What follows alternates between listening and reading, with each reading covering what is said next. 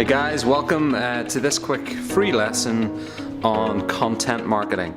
This is one that is a fairly new discipline, if you will, in online marketing.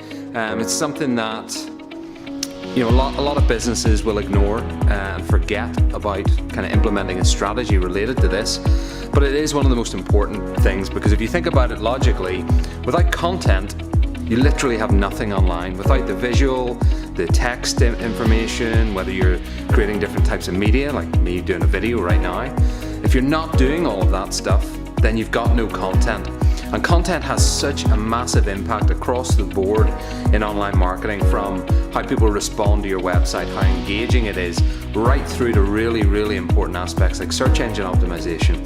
So I want to show you in this quick lesson exactly what content marketing is, how you can implement strategies, and then how you can go about breaking down the content and repurposing it, syndicating it across the web for superior online marketing results. So for now, we'll shoot on over here to the office, and I'll see you over at the computer. Thanks guys, enjoy the lesson.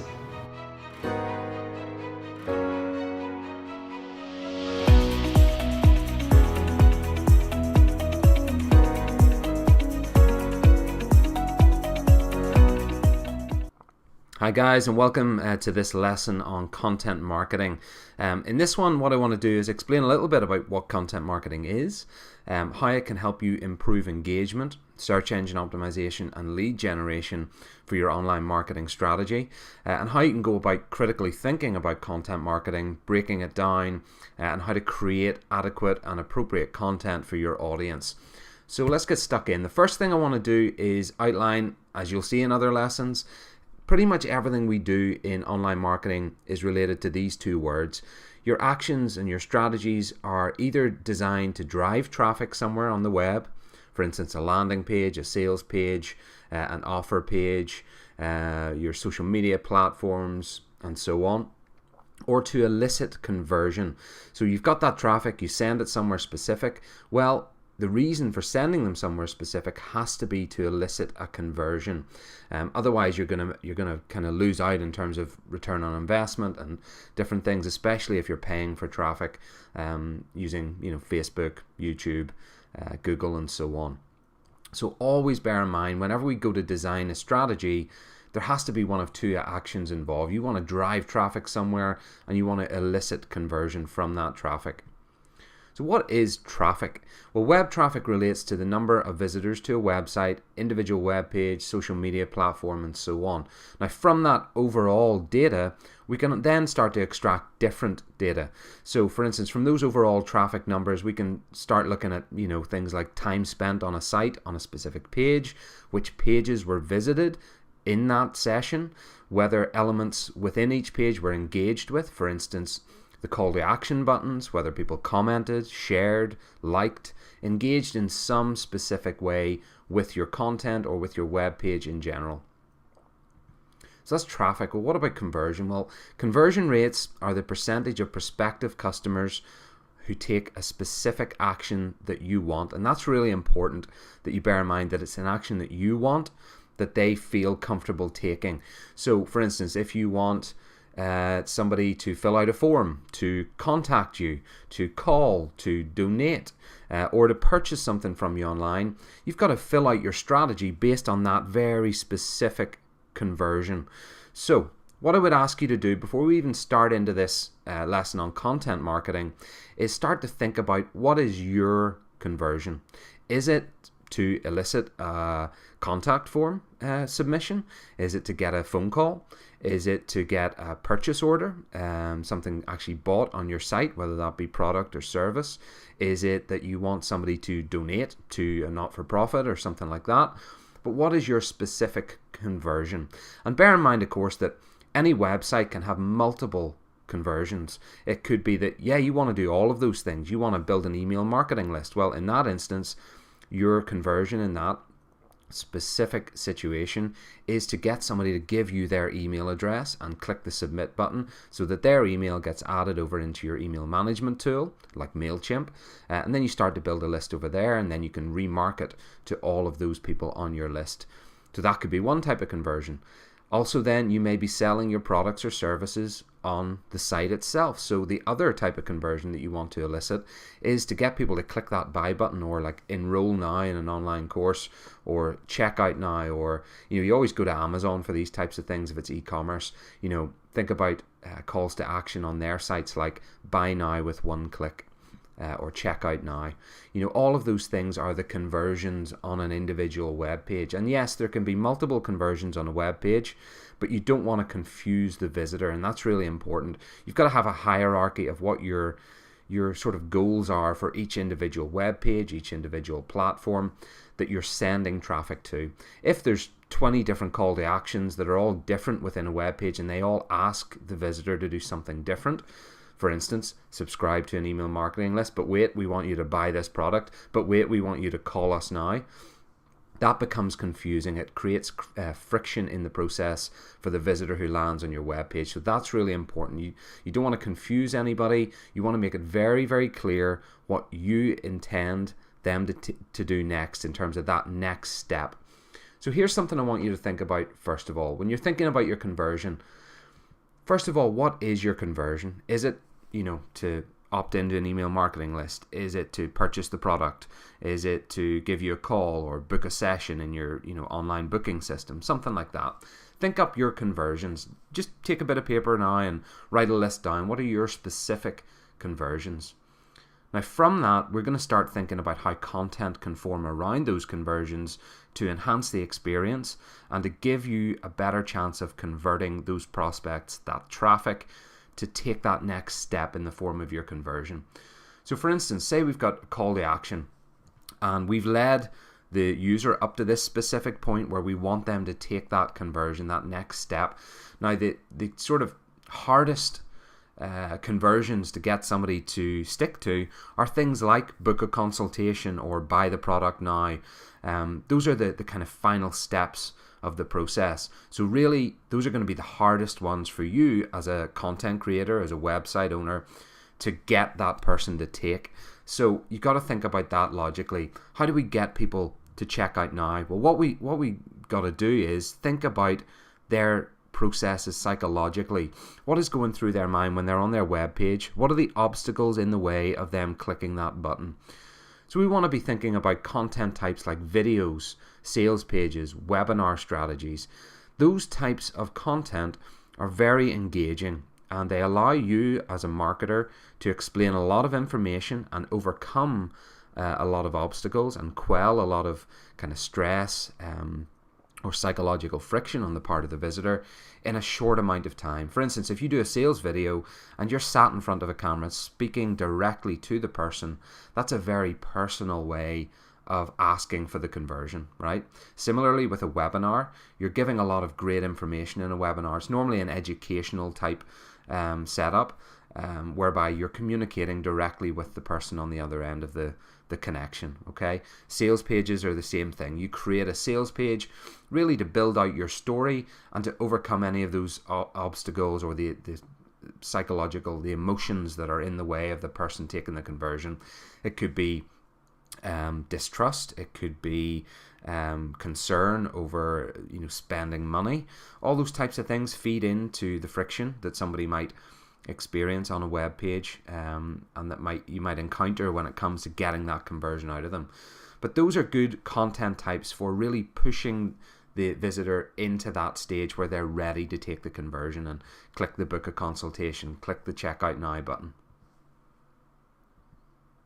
So reverse engineering again from that, what content type we have, what type of purpose or strategy could be behind the content that we go to create? Well, what we want to do is think about what is our content going to try and achieve here. You could be thinking about, well, at this stage in the process, when people are almost ready to click that final conversion, the buy now, check out now, buy with one click, book a consultation button, they're really at the stage where they need some sort of extra trust builder in the process to help them take that next step. So a great way to do that would be customer testimonials. You create, for instance, video testimonials from existing and past customers which explain how great their experience was with you as a business, as a product or service provider. And what that does is it creates this psychological phenomenon known as social proof. So the person on the end of the end of the process is sitting looking at your web page, and they're thinking, well, I think this all kind of fairly much makes sense, but there's something in the way of me taking the next step.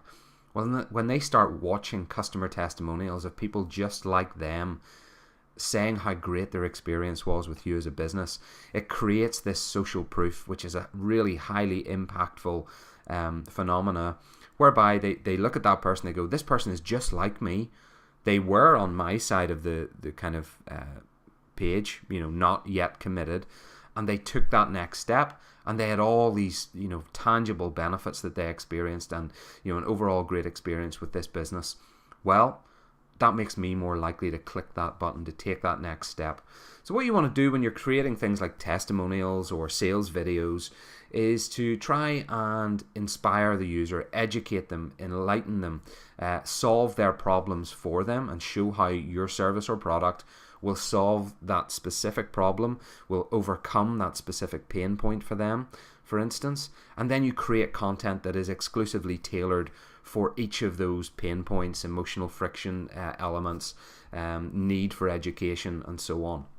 So that is kind of your ultimate conversion, the final process to buy something, right? Now, on the other side of it, when we look at content, we're also going to have different calls to action, because like I said at the start there, your conversions are going to be slightly different depending on the type of business, the industry, the type of client you're trying to attract, but also the fact that there are multiple conversions throughout your website. So say, for instance, your next call to action, your next conversion is for them to subscribe to your email marketing list, or simply to learn more. Well, what we need to do there is we need to, again, reverse engineer, look at the content type that we're going to be implementing here. Now, instead, for instance, instead of sales videos or testimonials or webinars, maybe the best content type for getting somebody to subscribe, to learn more, to continue to be educated by your business is to write consistent and regular blog posts, or put out some podcasts on iTunes or other platforms. Now, those types of content are kind of not lower class content, because it offers a lot of value, but it is kind of you'll do those more regularly. For instance, if we look at the left side of the page here, we've got sales videos, testimonials, webinars. Those are going to be things that happen within your business, within your online marketing strategy, a little less often than, for instance, to the right, blog posts and podcasts, which should really be a regular occurrence. It could be like a weekly video blog or vlog. It could be once every 3 days blog post or podcast, whatever it might be. But these are types of content that you're going to help put out there consistently, so that people can delve into your website, learn more, constantly come back and forth to your website, and really get engaged with your content. And that type of content can then lead them over to the type of content on the left hand side of the page, the videos, the sales pages, the customer testimonials for your purchasable products, if that's a word. Okay, so what do we do then? We again reverse engineer from there. What is the purpose of that content? Well, it's to educate, it's to build trust with that person over time. Again, that's why it's important, why it's a regular content strategy. You create blog posts every couple of days or once a week, and you get those out to your potential audience members, your potential clients, who hopefully then will go over to the left hand side of the page and will come up through the system into your kind of end conversion, which is ultimately always going to be something monetary.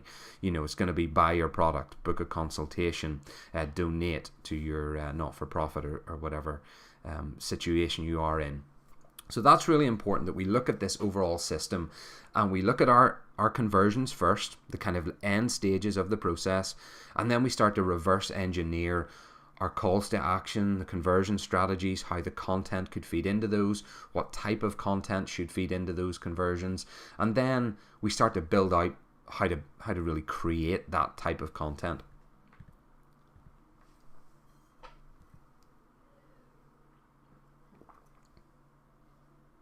Okay, I want you to consider then 4 key things within this process. First of all, what is content marketing?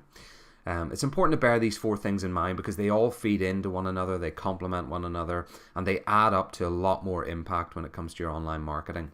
So content marketing is really a type of marketing that involves the creation and sharing of online material, such as videos, blogs, social media posts, that does not explicitly promote a brand, but it is intended to stimulate interest in the products or services surrounding the brand.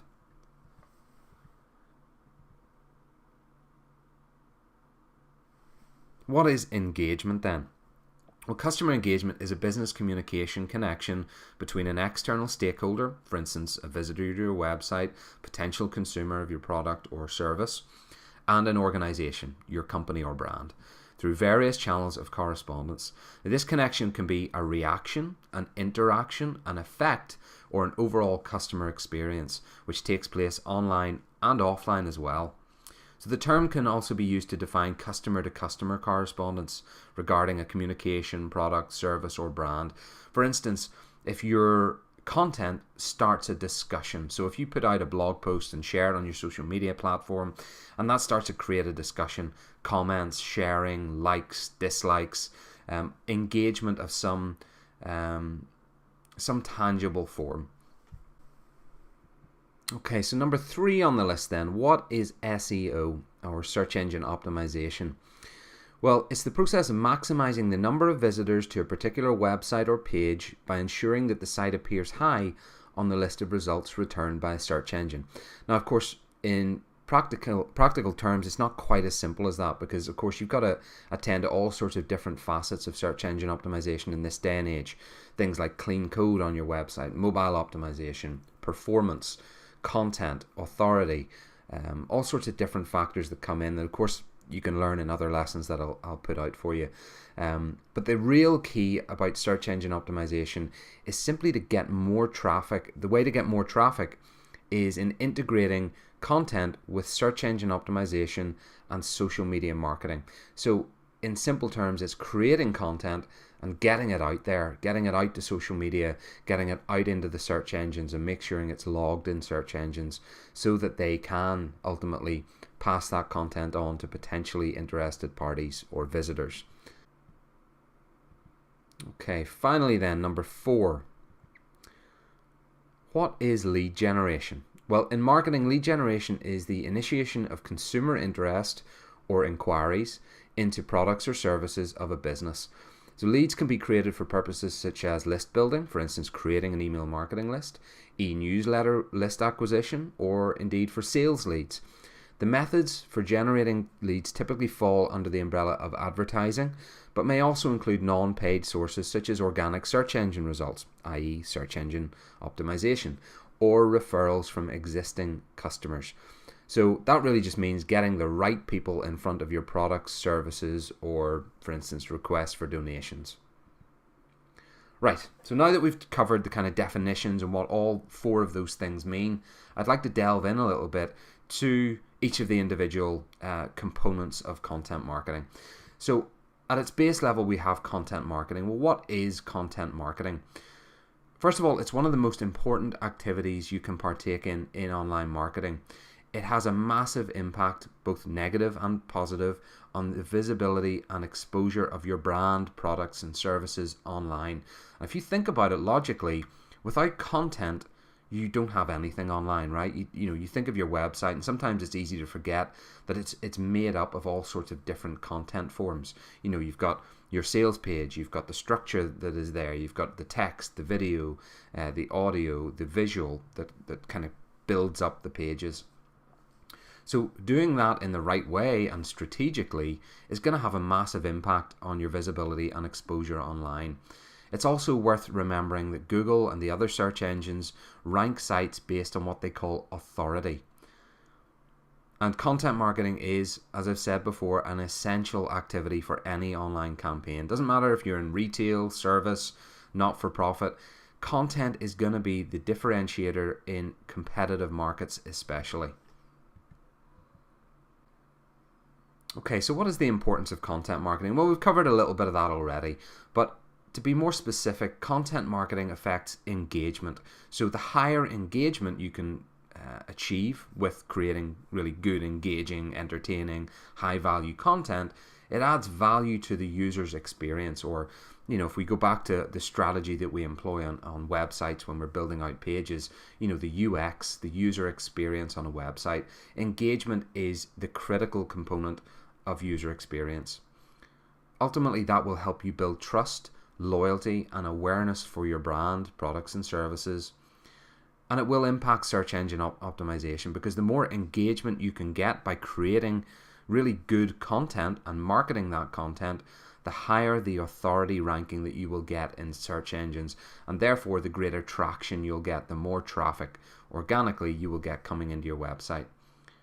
It also allows your message to spread to new audiences in that way, organically, free. You create a piece of content, when you send it out to the web, your website, your social media platforms, and you create engagement surrounding that piece of content, whether it be liking, sharing, commenting, or simply reading and digesting that content, that helps get your message out to other audiences that you would otherwise not have, got in front of. Okay, so that's number one, just content marketing as an overview. How does that content marketing relate specifically to engagement? Well, it improves user experience, as I said in the last slide, or UX, the experience that people have when they're on your website or web page. It increases the time on the website, or what we call session duration. Basically, if somebody logs in or comes onto your website, that moment until they leave is logged as a session. So it's important to create an increase in session duration as you move forward. It also increases pages per visit, or what we call depth of visit.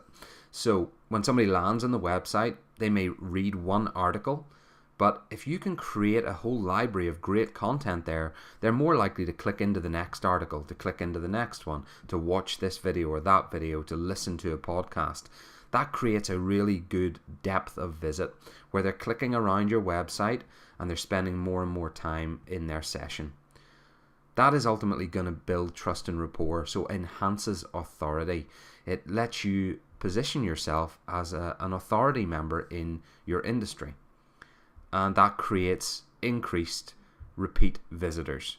Now, what does that all add up to? Well, the really important thing that I'm trying to get to with this is that all of these things are factors that Google and other search engines use to rank websites.